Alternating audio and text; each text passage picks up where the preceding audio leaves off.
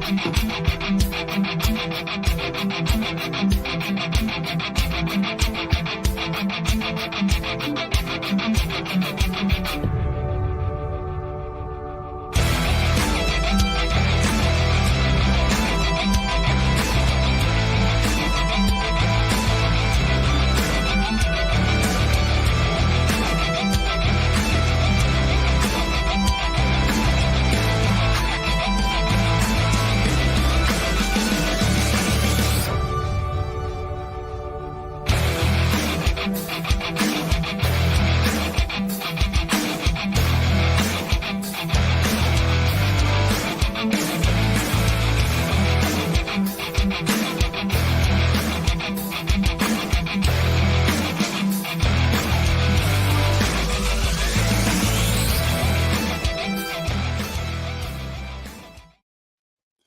there and welcome to Season 2, Episode 2 of the Pez Pork Show. Unfortunately, Mr. Pork is no longer here today, so you're stuck with me helping out Pez, and I'll pass you on to our host.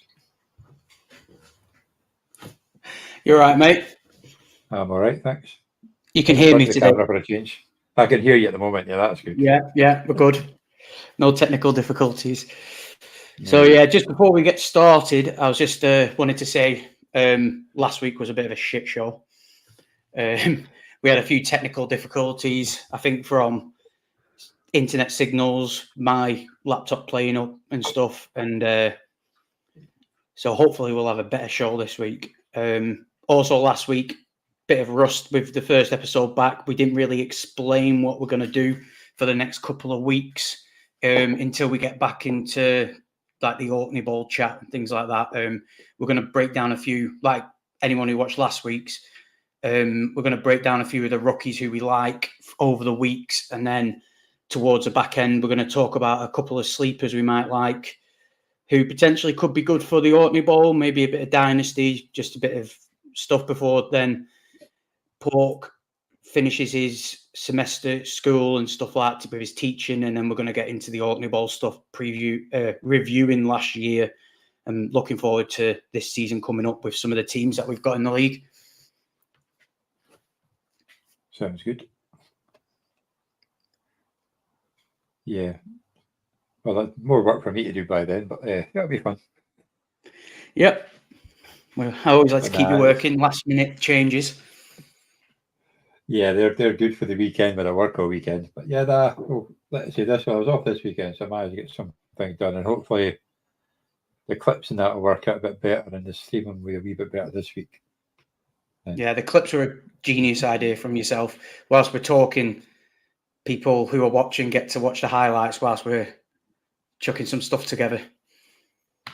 Yeah, that's quite good, and it makes me realize how good some of these players are. You know, you take it for granted, but when you're putting all the clips together through different channels that you're pinching them off, they look bloody good. Like, you know what I mean? Like I did like one of our players, but the two tight ends we're going through today look really good as well. So yeah, it's quite good. Sorry, carry on. Should people with attention before the draft, it'd be quite good. Yeah, well, it's also good because if people like who's this guy they're talking about, they can jump on the YouTube, on the Orkney Bowl page, and they can watch some highlights whilst we're talking to get a better context with players and things like that they might like. Definitely. Shall we go for the first one today then? Yep, let's get. So obviously we'll go for the number one pick running back. Ooh.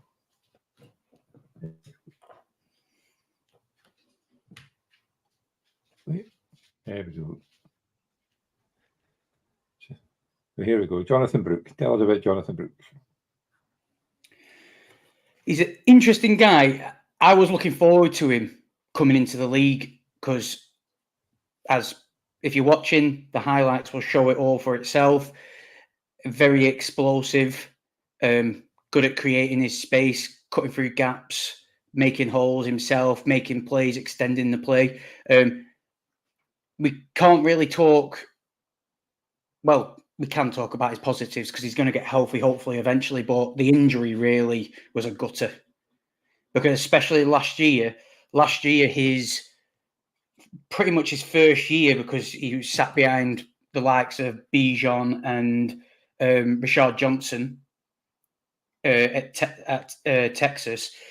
Last year was his first year where he properly got the backfield to himself, and it showed it really. 187 attempts, 1,139 yards, 10 touchdowns, 25 receptions. So he's pretty much all round back really. He can catch it. He's proven he can do a bit of everything. Like I said, the injury though is a big concern with the ACL coming into the league. So anyone who's really, if we put it into context for the Orkney Bowl, if he's darted around and you've had a really good draft and he's darting around at them later rounds where you're a bit like, who do I pick up? I'd 100% pick him up and stash him. But I think it's going to take him at least half a year because from what I read, he's apparently going to be ready to go. But people need to remember, like, it's an ACL. Look at Javonte Williams last year. Who was it the year before? Was it Jonathan Taylor? Everyone jumped on the back of them and it took them forever to get going again. And like everyone was a bit like a season too early. So when it comes to Orkney Bowl, as we it does take a while to go over it. And obviously, if he didn't have the injury, he would have been a first round pick. 100%. But 100%. Yeah, the ACL, it's just, it's going to be tough. Yeah, because just look at that. Watch the highlights. Watch the highlights as we're talking, and you can see it all, can't you? Yeah, and Carolina, they are usually a good running team. Can make Hubbard look good, and Sanders did bugger all last year. So I think Hubbard will probably he'll do well until Brooks comes in. And if it's even if it's the latter half of the season, he'll probably still be the number one running back in that team. Well, if he gets going. If you look at if you remember last year with the Panthers, Miles Sanders started off okay. Hubbard came on better in the second half when he kind of took over the number one role. But none of them scream the talent of Jonathan Brooks. They just aren't. But if he comes back and manages to get back from the ACL and relatively, even if he's like 80% whilst he builds up like playing time and things like that, I think he takes them over pretty quickly. It just really depends how he bounces back from that ACL, because I remember it was a nasty injury when he went down. It looked nasty anyway, so you just don't like the extent of the damage, him as a person, to bounce back as quick as he can from that. But I think a player like him would really help Bryce Young out. So I think if we spin it into fantasy, I think he's landed in the best spot to get as much production out. So let's say he's fit to go this season. He could really propel himself into the top 10 of running backs by the time the season's done. Yeah, he's going to be good, and he has got the perfect landing spot, and he can catch the ball as well, which certainly helps when it comes to helping Bryce Young. And it's them. We'll talk about the rest of the thing. Yeah, it's them receptions as well. Like he's you look at his stats, what you've nicely put together for us here, and it's like, look at his first 2 years and then look at his last year when he eventually got everything himself. Like yes, yards per carry, which is pretty impressive for 187 carries. Yeah, really is. Steady hands. Yeah, so he's definitely one to. And all that. So. Yeah, he's definitely one to like Orkney Bowl later rounds, especially with the way you've constructed the Orkney Bowl. It's really, you've got the potential to steal a guy like this, because a lot of fantasy players big brain too much stuff. Like we're talking about now, the injury, we're kind of big braining it, like instead of just looking at what he can do. But with them IDP players, the defensive players you've put in there, and then everyone forgets about the tight end premium you've put in there as well. A player like Jonathan Brooks might fall at a point where you're like, I'm kind of just picking top names here, and he might be there, and it's like, take a punt on him. It could be the best player you picked. Easily, yeah. That'd be interesting, the scoring. I keep forgetting it's a bit different. But a lot of people do forget. Yeah. I just remember that I did pick a couple of IDP players in the 4th or 5th round, and they did work out. It just so happened every week I lost a different quarterback. I'd have really done really well. But yeah, no, it's he will be a good, and you not I would possibly he could end up being the top 12 running back in the league by the end of the year. Yeah, definitely. Top 8 if he's really fit and he's ready for near enough to start the season. But even if it's halfway through the season, the way he runs, he should be one of the top 12. We ought to go scoring them.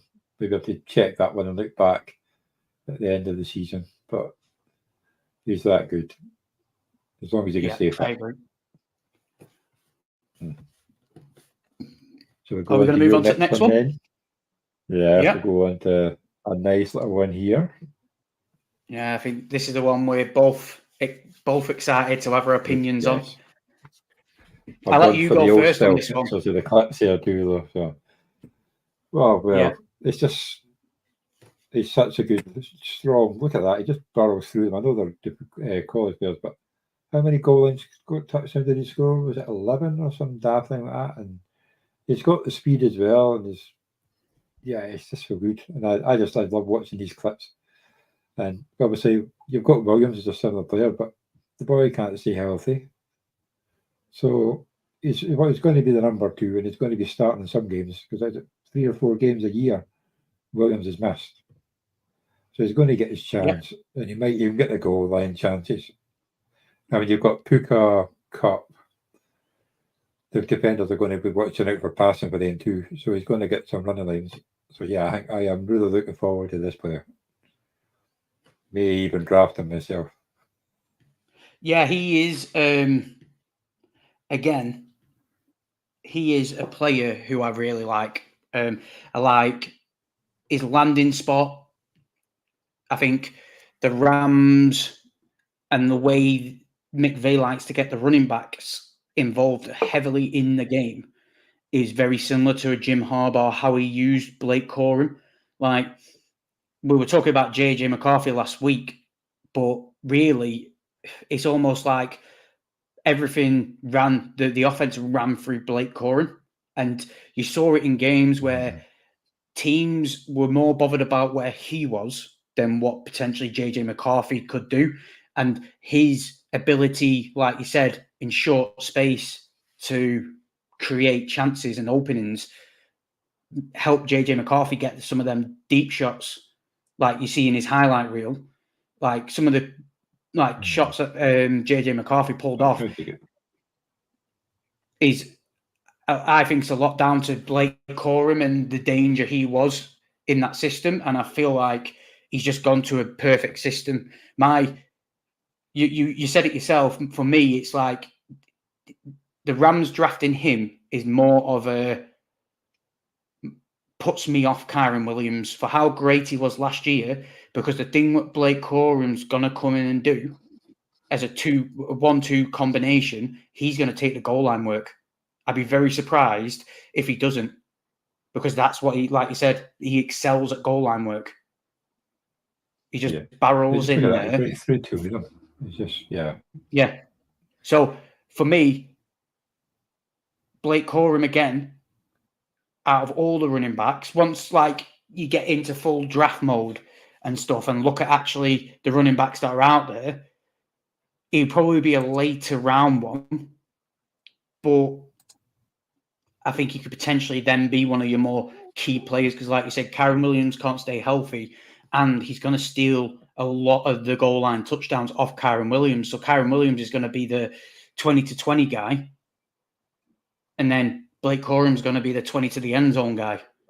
if you look at it from that context. So which is he's a getting fantasy nightmare. Yeah, what is a fantasy nightmare? But so But it's look at like that though, 27 touchdowns last year, 27 plus one receiving. Monster year, but then look at 2022. Even he's still he only got he's still at 18. I mean, 248 carries, 258 carries. He can take the workload. Like his yards per attempt. Obviously, look at the amount of attempts he had. Yards per attempt was down last year. Like his middle 2 years is a nice ballpark to be around that 6+ yards per carry. And then, but then it's he had a lot of targets and receptions out the backfield. What's a good sign? Because 1 second, my dog wants to. Oh, 1 second, mate. Say hello. Yeah, come here. Jack Russell's for you. Anyway. They dogs have anger management. Oh, yeah. Definitely got big dog syndrome or little dog syndrome, whatever you want to call it. Yeah, a lot of dogs. Yeah, but my ex-boss used to have one. It used to go absolutely mental in the pub, especially when the Hoover came out. Yeah, Hoover and lawnmower. She's crazy. Yeah.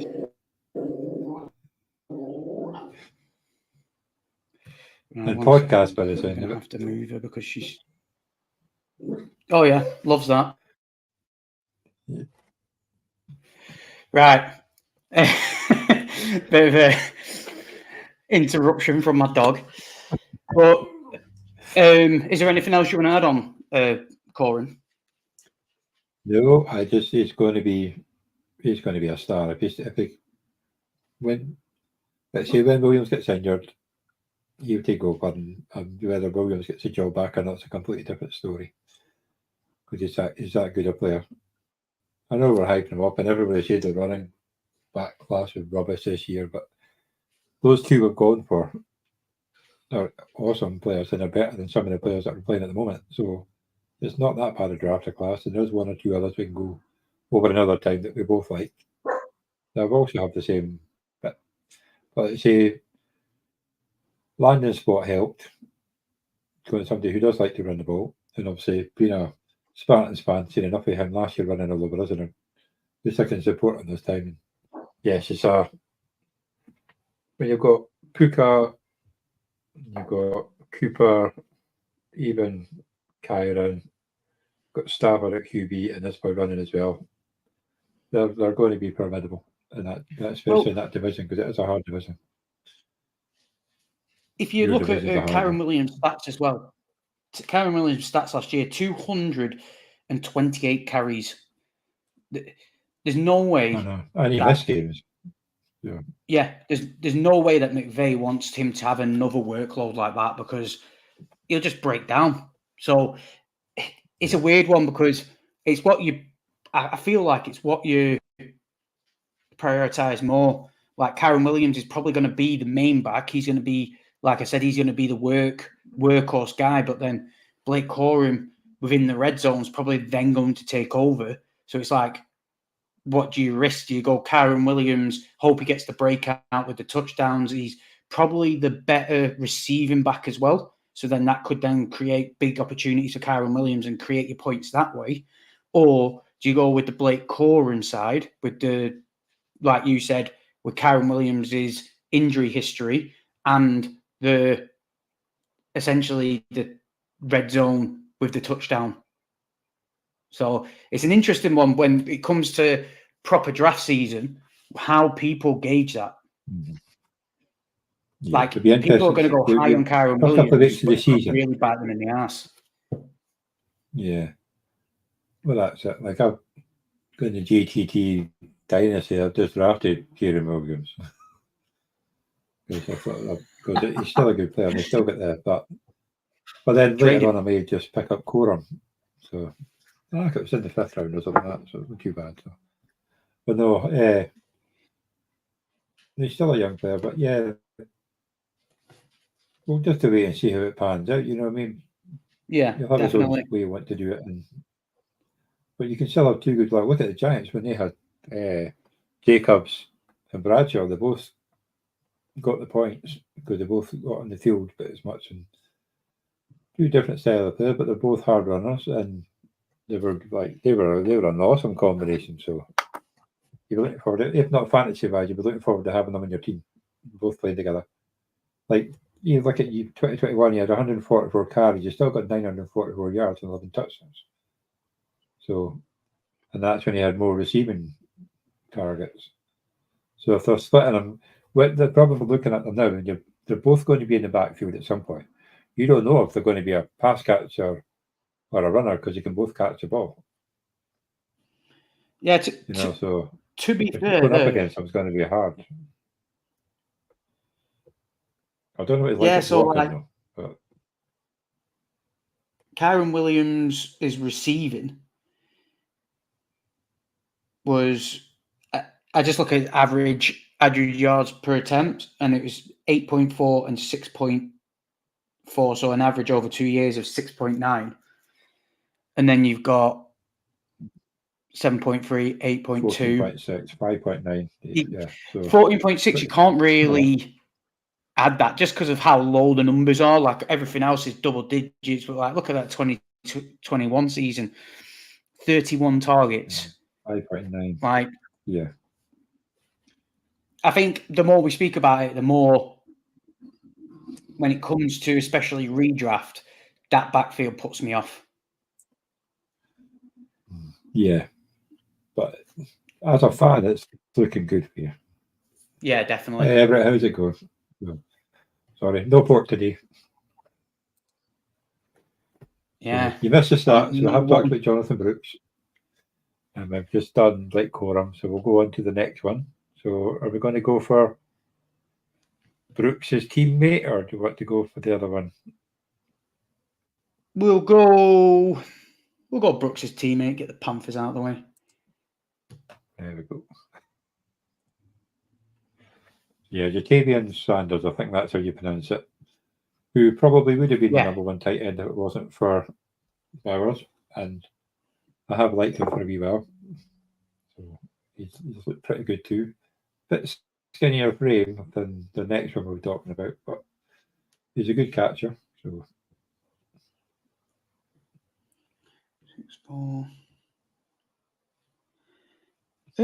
Likes a hard it's actually quite interesting that because they are with the other tight end we're going to speak about today, they're only weight-wise 5 pound difference.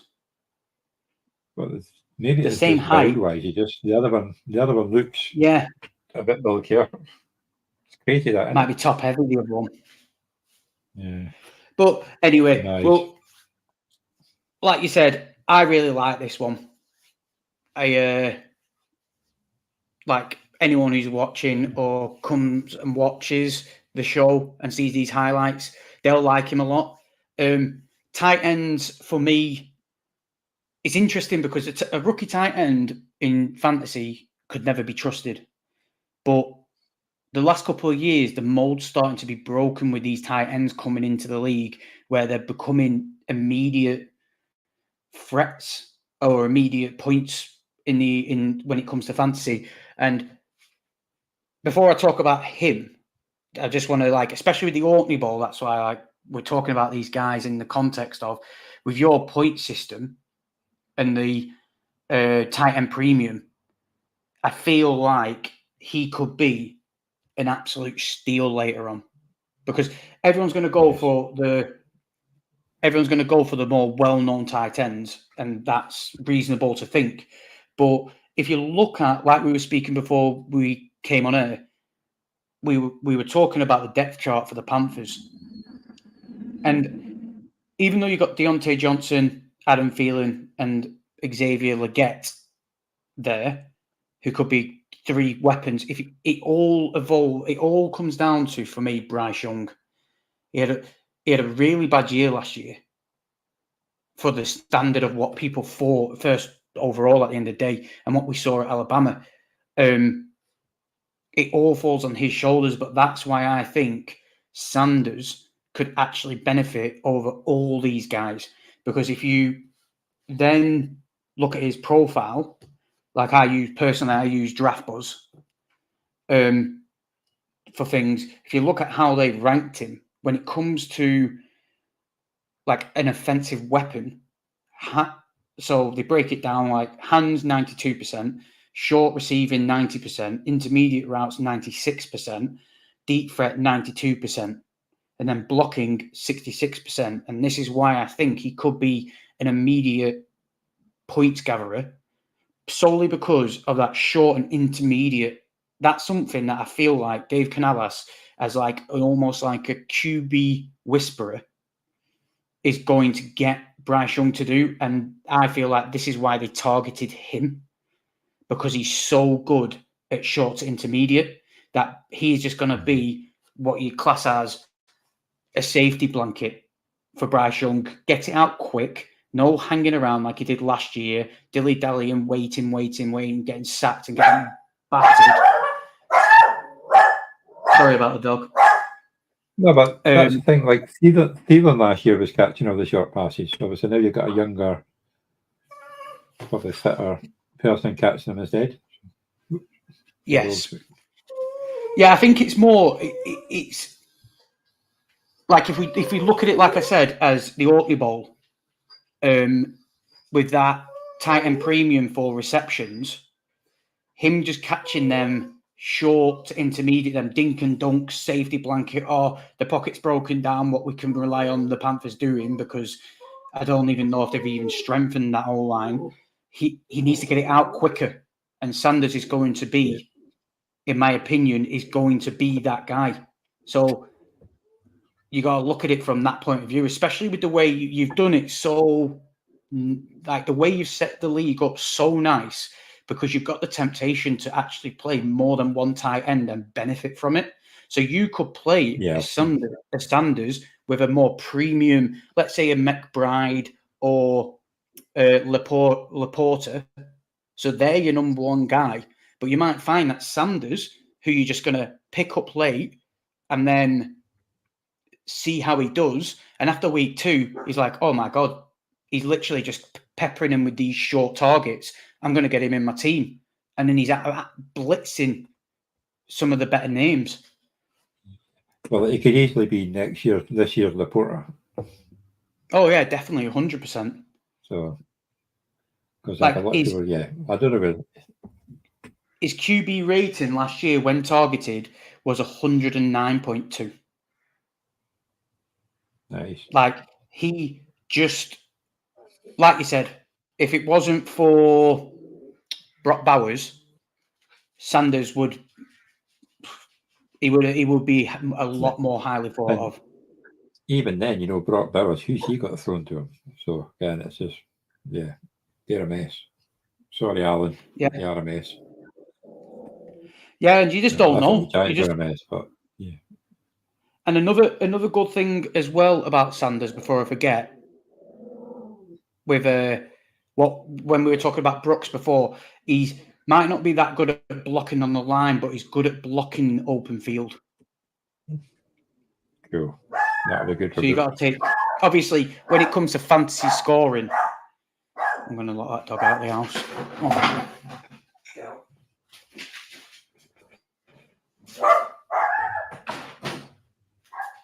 Oh.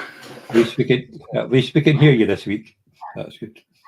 Yeah, she's just making sure. Could have been barking last week. I've never heard any, so it's okay. Yeah. She's now looking at me at the door like, you motherfucker, you just let me out of the house. But yeah, so obviously, yeah, a bit of blend of just talking about the players themselves and bringing in the fantasy, as we're going to do over these next couple of weeks with the rookies. Like, it's just like he brings some stuff. So you could also like look at it, if you get Brooks late and pick Sanders up, even if you don't play Sanders, he could just help Brooks out so much more, or Hubbard, because of his open field work.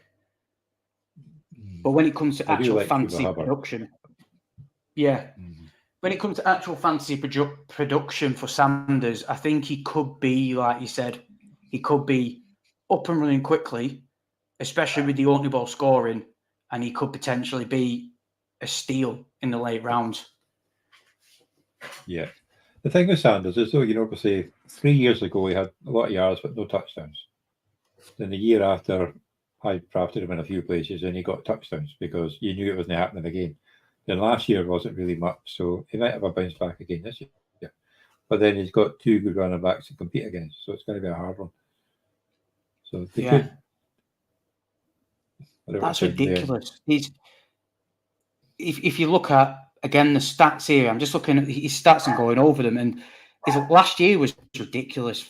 14 games played, 67 targets, 45 receptions, 15.2 yards per average. Yeah. Look at them targets and receptions, and then put it into context of tight end premium in the Orkney Bowl. Yeah. Even if he before, you know what I mean? He had 50, 72 targets. Yeah. So, even if you halve that with the tight end premium, you're still getting over the year. He's still, helping you out over, say, a late round running back or a late round wide receiver. But when we get back into the Orkney Bowl chat late in like the next couple of months, we can go more into detail. Looks like EW Kicks is the one who's going to benefit from most of this. Yes. I don't know if you can see his comments, but he's saying loud and clear this week. Yeah, it's up there. I can see it. Good to know that we can be heard. Right, are we going to get on to redeem himself? There you go. Are we going to get on to the last one? Oh yes, it was a very sore loss you had last year in the championship. Oh yeah. I remember it was a sore loss, that one. One of my friends, I can't remember what it was in, but he's in the Orkney Bowl as well, and he lost I'm sure it was an important game. It might have been a game to get in to something, or it was in a tournament, and he lost by like less than 1 point because of points adjustment. He lost by like 0.06 or something. He was devastated. He didn't get over that. I did message Sleeper about the points adjustment pain in the ass and whether you could turn that off, and apparently they can't. Which is a bit of a shame because I think there was three ties affected by the points adjustment. One was actually in the playoffs when there was one game in the playoffs affected by the points correction. I'm not going to take out the IDP players because I quite like that, and that's what's mainly causing the problems. I think twice last year it was by, I think Herbert lost half a point because of one catch was drawn, and one tight end lost like half a point. Other than that, every other week it's a bloody defensive players. And that's right. Like makes it more fun. Yeah. Makes it more fun. No one can ever get settled. I know that's why we do the pod on a Tuesday night, and I have to put up a points correction stats when it comes to Thursday night when they change it. So, but yes, it was still a sore loss here, Everett. You know what I mean? But you obviously know how to pick a team, so you'd be fine next year in the top division. Where we're not in the top division because I'm in the second and you're down somewhere at the same as Pork. But you can only work your way up. That's the main thing. But yeah, so we'll go on to the last one for today. And I never thought I'd pick a Commanders player, but yeah, we're going for Ben's in it. Who looks good. Look at this is £5 difference. Look at the size here compared to Sanders. It's just like what the maybe he's got bigger pads. I don't know, but it just looks maybe good. Might have thicker pads. And he can play in the cold, which is handy for Washington. I'll let you start because I know you're excited about this Titan. Oh no, I know it's just, well, Kenny could be a good so obviously they've got their own rookie quarterback as well. He does like to run, but they two will be training together from the start, and he just looks good. You know what I mean? They've got Dotson. I like Dotson a lot. He's burned a few people, including myself last year. Got McLaren, who's also a bit hit and miss sometimes. He will have some cracking catches, but then he might disappear for it. But I think he could get some targets in this game, and he can just barrel through people. I know this is in college, and I'm not as big as NFL players, but look how hard he has to bring down. He's carrying him on his back. I mean, so yeah, he's just and he does a little hurdle as well. I'm pretty sure I'll get an extra 10 yards out of that one just by dragging him along with my feet. But yeah, he just looks good, and I may, but especially with the extra points of Titans, this one could be another target in later rounds, maybe even before Sanders. But yeah, so he doesn't shy away. For me, he could be. He's probably more of a steal in later rounds than what a Sanders will be, solely because of Zach Ertz. People will be put off because of Zach Ertz. As my laptop reminds me, I've got 15 minutes before my battery dies. Great. So I think people will be put off by him from Zach Ertz, but Zach Ertz a lot older, a lot less durable. Can't stay healthy. Yeah. And you could steal this guy, especially in the Orkney Bowl with defensive players thrown in there and things like that. You could steal this guy late, and he could, again, with the premium, people need to remember in the Orkney Bowl, with the premium, he could be like an absolute steal. Because if you look at his measurables, his hands, his arms, his weight, and his arm span and height are all low end of the scale for a tight end. But his 40, his shuttle, his 10-yard are all top end. His vertical, broad jump, and 3-cone are exceptional. When targeted in college, when targeted by his QB, he's a 112.9 receiver. He has better blocking abilities than Sanders, meaning you put him on the line as an extra lineman blocking. How many times is a tight end on the line meant to be blocking, shed his block, and then cut out for a cheap reception? Like, people look into that. Deep threat intermediate routes are where he excels. He's still all right at short yardage. He could just become like a real steal, especially like Orkney Bowl like scoring. He could be, because I don't think a lot of people will go anywhere near him solely because of Zach Ertz, because he's a well-known name. He's a good offensive threat, but people need to remember Zach Ertz is a lot older now and a lot less durable. This guy, like you pointed to, he just looks like a fucking shed. Yeah, and obviously, as it's best ball season, there have been quite a few, especially if there's free ones to dump it, and even the slightest bit of tight end premium, he's usually my second or third tight end I'm picking up later in the draft. So luckily, not many people watch this, so nobody get my draft strategy in my division, because nobody will be watching it, so it's all right. I'll start getting wind of this now. If you are in my division, forget I even mentioned this one. I was lying. I was just joking. Hey, I like Bellinger. Shut up.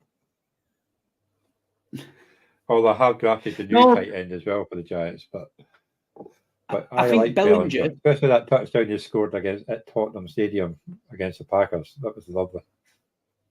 I think Bellinger just lost out because of Darren Waller being there. But I think he was serviceable before he picked up that injury.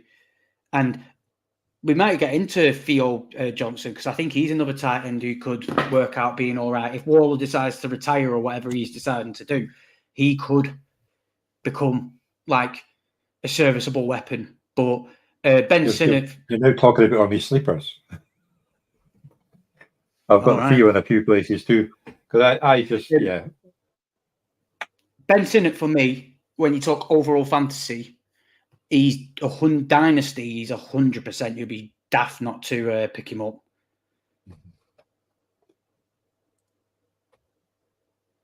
Yeah. No, I think I agree. picked up Theo in a couple of places too, but I've liked Bellinger since we drafted him, and he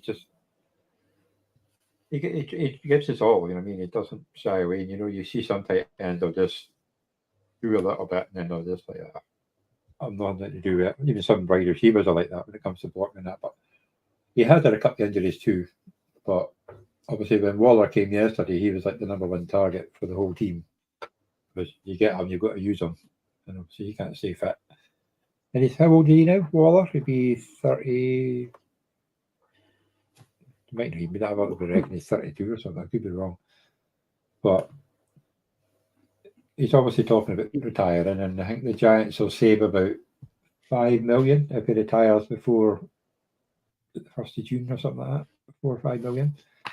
So hopefully he doesn't wait until after that to retire and cost us 11 million instead of 7 or something like that. So.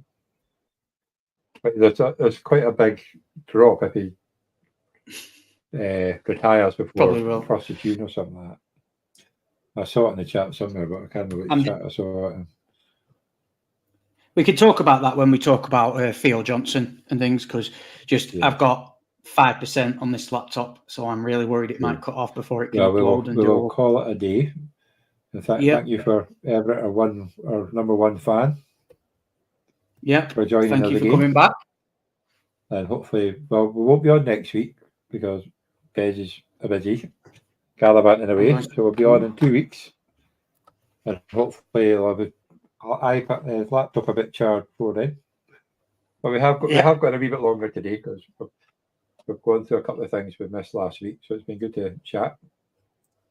And it's been a good chat. Yep. Thank you for watching, and we'll catch you all next week. See you later. See you later.